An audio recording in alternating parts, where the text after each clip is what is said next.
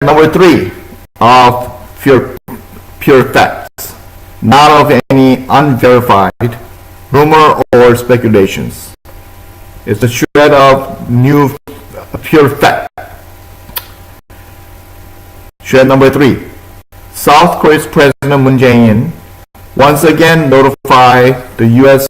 State Department and the UN officials of his plan and execution of construction project to erect a new building complex to replace the already existing building because of its poorly maintained structural viability and its capacity, its rapidly deteriorating usefulness, and told it was going to cost only $99,000 US dollars. Then, shortly after the construction was completed in late December 2018, he told the U.S. State Department and the UN agencies officials that he ended up accidentally spending more than 10 million US dollars for the reconstruction, and he needed to funnel a reimbursement over to North Korea's Kim Jong-un's pocket.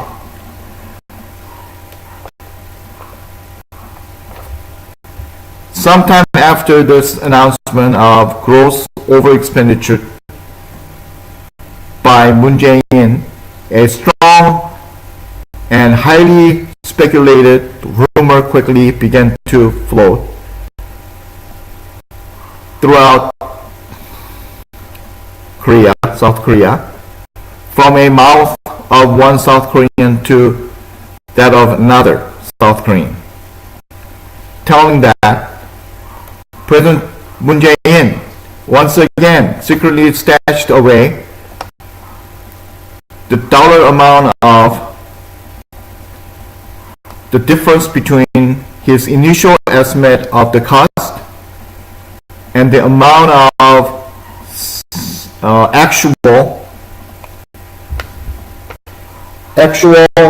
the seemingly actual cost of the construction. He called actually incurred, which was a slightly more than 9 million US dollars. And through a covert transportation stunt, sent the whole amount of the difference, which was close to 9 million US dollars, to North Korea's big fat ugly pig, in direct violation of the anti-North Korea economic sanctions imposed by US and the UN. Shred number 4 of pure facts, not of any unverified rumors or speculations. In November 2018, President Moon Jae-in notified the U.S. State Department and the UN agency of his desire to construct a new stretch of inter-Korean railroad tracks, connecting many cities in both South and North Korean lands.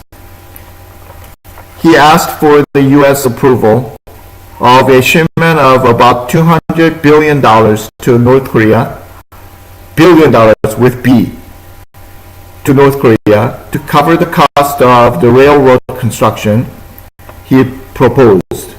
However, the U.S. State Department and the U.S. agency determined that the shipment of $200 billion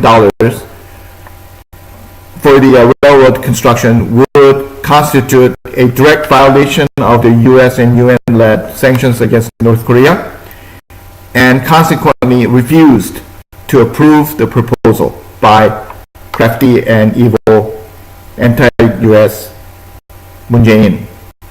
Then President Moon Jae-in quickly altered the story of his proposal and notified the U.S. State Department and UN agency that he was going to just send a group of 100 railroad construction workers in several trains with ample supply of construction materials and loads of food and hygienical goods needed by the railroad workers so that they can start construction of a train stop in the city Kaesong in North Korea that can be used in future as a staging area for groundbreaking ceremony for possible future inter-Korea railroad system construction if the U.S. and UN approves of the desired full construction of such railroad system.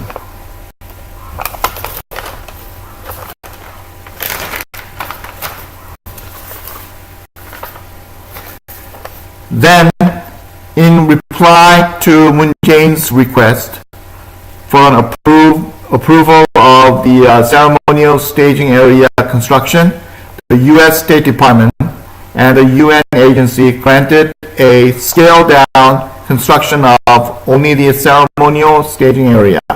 But when Moon Jae-in's trains actually went across the Korean demarcation line that separates South Korea from North Korea land,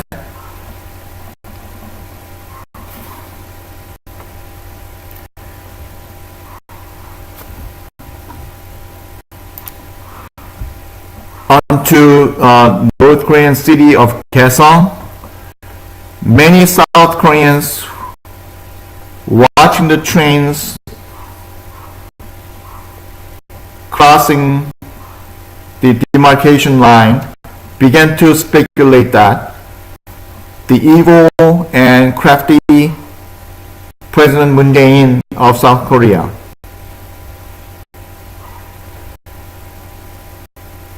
secretly loaded the trains not only with those 100 railroad workers and absolutely needed and requested construction materials and basic life-sustaining goods, but also with several large amounts of stashes of cash, oil, petroleum oil, and even some luxury items to please Kim Jong-un's extraordinary lavish love for extravagant lifestyle and his hobby of collecting US and European luxury goods like Rolex watches, diamond rings, and even ample supplies of